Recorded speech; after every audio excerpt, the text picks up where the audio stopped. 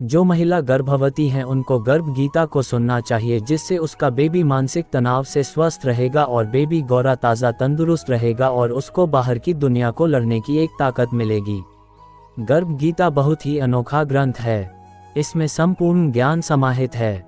श्री कृष्ण भगवान जी का वचन है कि जो प्राणी इस गर्भ गीता का सद्भावना से विचार मनन करता है वह फिर गर्भवास में नहीं आता है।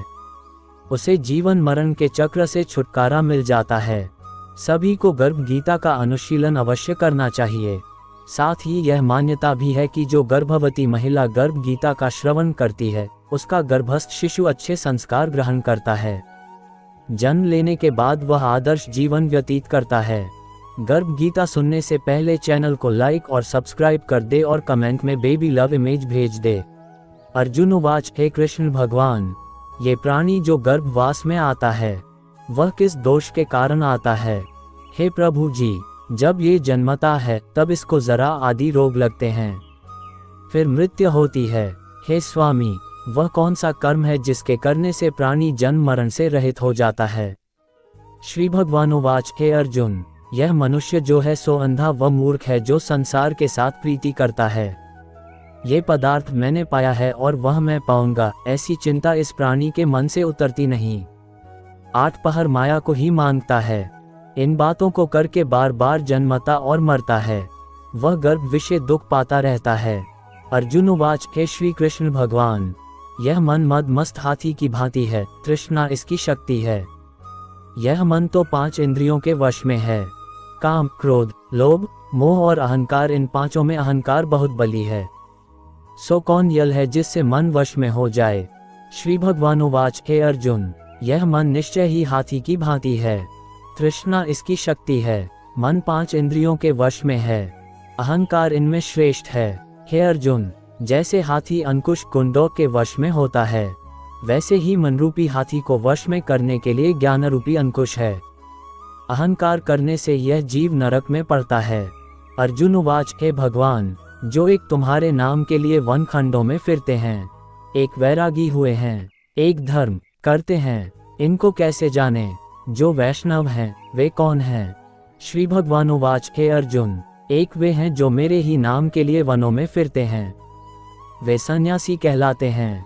एक वे हैं जो सिर पर जटा बांधते हैं और अंग पर भस्म लगाते हैं। उनमें मैं नहीं हूँ, क्योंकि इनमें अहंकार है, इनको मेरा दर्शन दुर्लभ है। अर्जुन उवाच, हे भगवान, वह कौन सा पाप है जिससे स्त्री की मृत्यु हो जाती है? वह कौन सा पाप है कि जिससे पुत्र मर जाता है? और नपुंसक कौन पाप से होता है? श्री भगवान उवाच, हे अर्जुन, जो किसी से कर्ज लेता है और देता नहीं, इस पाप से उसकी औरत मरती है, और जो किसी की अमानत रखी हुई वस्तु पचा लेता है उसके पुत्र मर जाते हैं।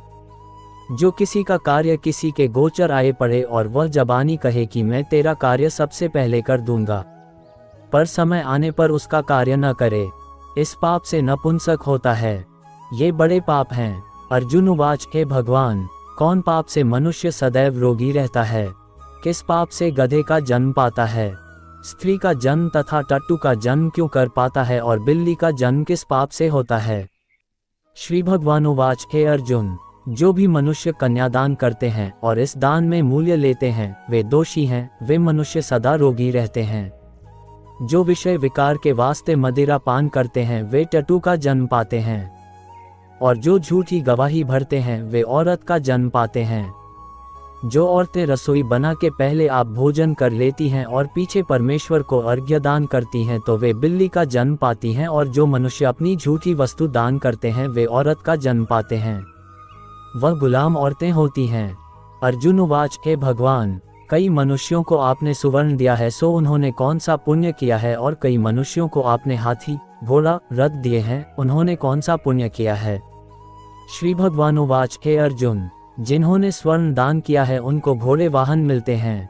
जो परमेश्वर के निमित्त कन्यादान करते हैं सो पुरुष का जन्म पाते हैं। अर्जुन उवाच, हे भगवान, जिन पुरुषों के अंदर विचित्र देह है उन्होंने कौन सा पुण्य कार्य किया है? किसी किसी के घर संपत्ति है, कोई विद्यावान है, उन्होंने कौन सा पुण्य कार्य किया है? श्री भगवान उवाच, हे अर्जुन, जिन्होंने अन्नदान किया है उनका सुंदर स्वरूप है। जिन्होंने विद्या दान किया है वे विद्यावान होते हैं। जिन्होंने संतों की सेवा की है वे पुत्रवान होते हैं। अर्जुन उवाच हे भगवान, किसी को धन से प्रीति है, कोई स्त्रियों से प्रीति करते हैं, इसका क्या कारण है समझाकर कहिए। श्री भगवान उवाच हे अर्जुन, धन और स्त्री सब नाश रूप हैं, मेरी भक्ति का नाश नहीं है। अर्जुन उवाच हे भगवान, ये राजपाट किस धर्म के करने से मिलता है, विद्या कौन सा धर्म करने से मिलती है। श्री भगवान उवाच हे अर्जुन, जो प्राणी काशी में निष्काम भक्ति से तप करते हुए देह त्यागते हैं वे राजा होते हैं, और जो गुरु की सेवा करते हैं वे विद्यावान होते हैं।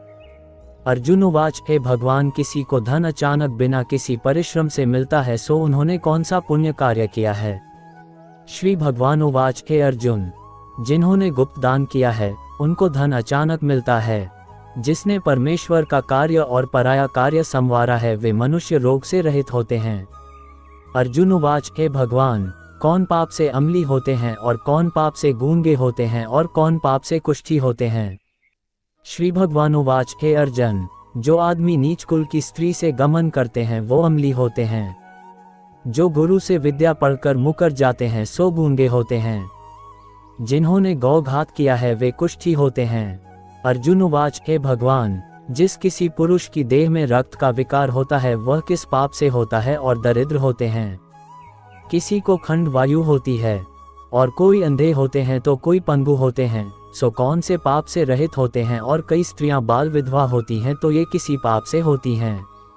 श्री भगवान उवाच हे अर्जुन, जो सदा क्रोधवान रहते हैं उन्हें रक्त विकार होता है, जो मलिन रहते हैं वे सदा दरिद्री होते हैं, जो कुकर्मी ब्राह्मण को दान देते हैं उनको खंड वायु होती है, जो पराई स्त्री को नंगी देखते हैं, गुरु की पत्नी को कुदृष्टि से देखते हैं सो अंधे होते हैं, जिसने गुरु और ब्राह्मण को लात मारी है वो लंगड़ा व पंगु होता है, जो औरत अपने पति को छोड़कर पराये पुरुषों से संग करती है सो वह बाल विधवा होती है।